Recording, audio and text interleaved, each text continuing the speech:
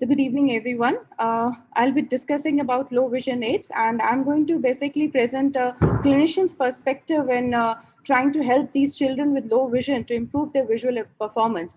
So we need to have these LVA services in India because as we see, the low vision is becoming more and more of a problem. According to the 2016 data, the prevalence of visual impairment is almost 3 times that of childhood blindness. And low vision has been defined by WHO as a person who has a visual impairment even after standard refractive correction and treatment and has a best corrected visual acuity of less than 6 by 18 to light perception or the visual field of less than 10 degrees from the point of fixation. But he has the potential to use the vision for the planning or execution of a task. So the causes of low vision in children, as we see, there are high incidence of refractive errors, the congenital cataract, congenital glaucoma, congenital anomalies like microphthalmos or colobomas, and then the retinal disorders like ROP, retinitis pigmentosa, as well as the macular degeneration. These are some of the common causes. And the visual impairment can be in the form of a loss of central vision, where these patients, they see scotomas and they have difficulty in recognizing the faces, reading print, and color vision is also deranged.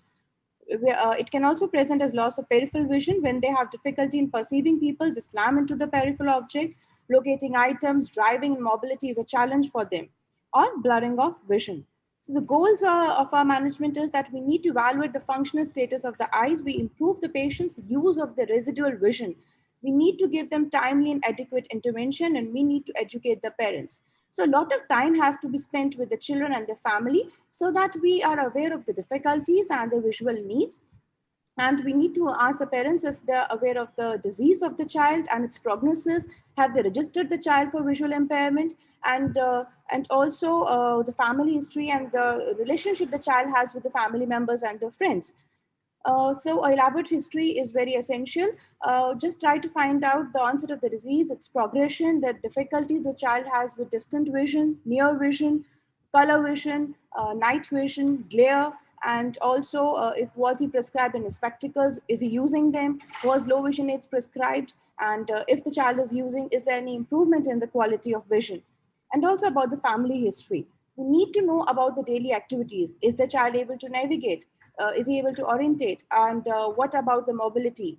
What is the level of independence of the child? Is he able to play with his friends outdoor games? Is he able to watch television? And is able to attend the online classes? He can access the education material. So after knowing all his visual needs, the common examination protocol, which we follow usually after the history has been taken, go for a general physical examination, a systemic examination, then all visual functions have to be assessed, refraction has to be done, we need to make a decision, recommendations are given, and follow-up is very essential in these children. So all visual functions have been discussed in detail by earlier speakers, but I would just tell what is the protocol we follow. For vision assessment, we know that vision aids are usually prescribed to children who are more than 4 years of age. So from 4 to 6 years, we use Leah symbol charts, and for above 6 years, Logmar chart is the gold standard. Near assessment is very essential because the vision up close is where his day-to-day activities are going to be focused. And more, these children also use relative distance magnification. They have a habit of closing the object very, holding it very close to their eyes. So what is the preferred distance? At this distance, we need to record the near vision, and that has to be documented. And another thing that we need to find out is if the child is struggling with reading, is that because of visual impairment or the ability to read, which can be done by means of macular tests. Then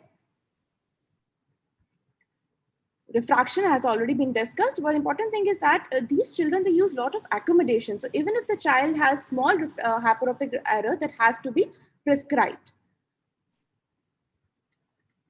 Visual field testing is important because it affects the orientation, it affects the mobility, and also what all arrangements have to be made in the classroom also depends upon the presence of field defects. If the child has homonymous hemianopia and those patients right homonymous hemianopia, then the objects have to be put in his right field so that he can work properly in the classroom.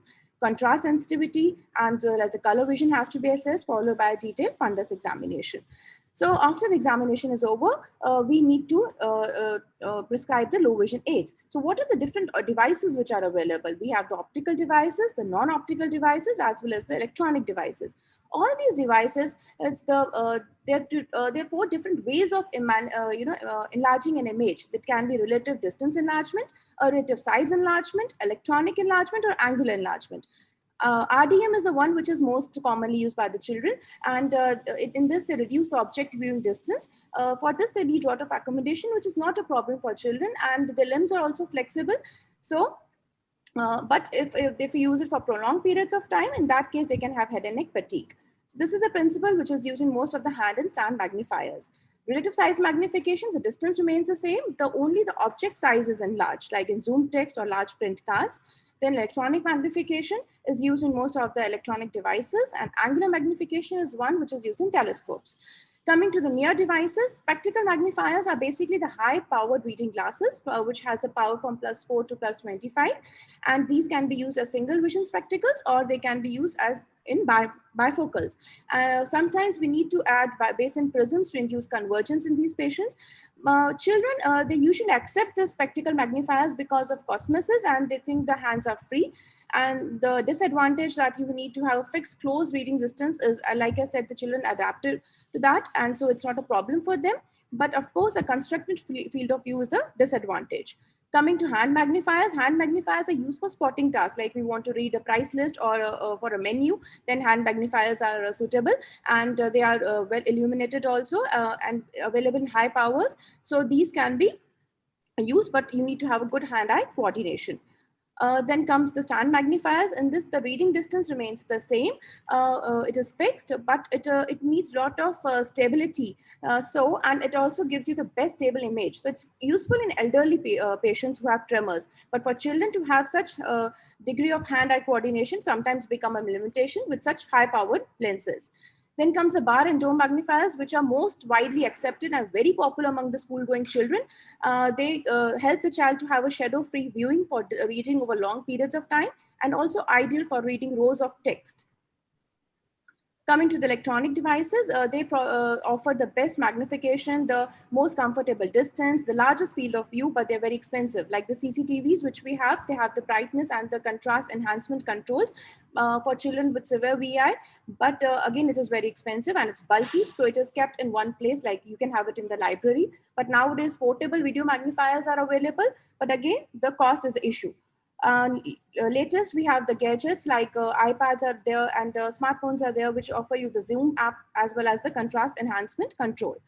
The devices for distance, telescopes are useful for distance because they bring the image of a distant object many times closer, and they can be used as monoculars or binoculars.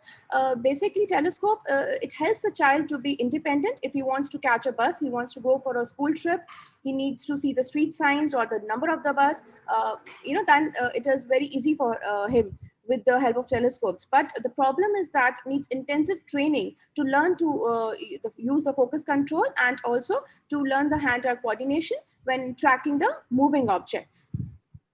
Then comes the non-optical aids. In non-optical aids, these are the environmental modifications which can be made.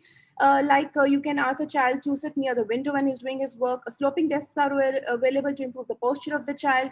You can have some extra rails in the staircase at home. You can use a table lamp with a gooseneck, or you can use a felt tipped pens which have black inks to increase the contrast. Then you can cut the blackboard and make some signature guides or the writing guides for these children. And also audiobooks are available, textile substitutions like Braille is available. So now there's a plethora of low vision aids which are available, but dispensing is very important, that we need to take the parents on board, and we need to tell them it's important that the children are given these low vision aids at an early age, so that they become independent. They have the access to education, and they can be shifted from the the blind schools or the special schools to the mainstream schools with some additional support. And once we give these low vision aids, it's very important to follow up the child after 1 or 2 months and ask him if he has any difficulty with the field of view or any difficulty with the posture, and also keep them in regular follow-up. Sometimes you need to add 1 or 2 devices, or you can give a combination also. When the child comes back, always you can use these questionnaires to access the quality of life with low vision aids. Now we need to have some objective tests available to assess the acceptance of low vision aids. So the primary outcome that can be used is the maximum reading speed in words per minute using the MN-Read test or the International Reading Speed Test. or the secondary outcomes in the form of reading accuracy, the reading comprehension, the reading equity in the logma, what is the critical print size which they are able to read without making errors, and the fatigue-free reading duration. So all these outcomes can be assessed using the NARA test, literacy tests which are available. So this gives you an idea of the acceptance of the low vision aids by these children. So the challenges which we face is basically the existing eye care programs, they do not place enough emphasis on low vision.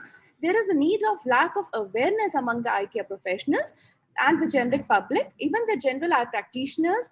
There's a communication gap between them as well as the rehabilitation officers and the people who are taking care of these eye programs. So we need to have high quality low vision training programs in this area. So, another limitation which I feel is the cost factor. Most of the devices, if they're of acceptable quality, then they're not affordable. And the availability of these devices should be, they should be available at more and more centers. And of course, training practices should be available so that these children are trained to use the low vision devices to the fullest. I would like to acknowledge a few people who helped me for this presentation. Thank you.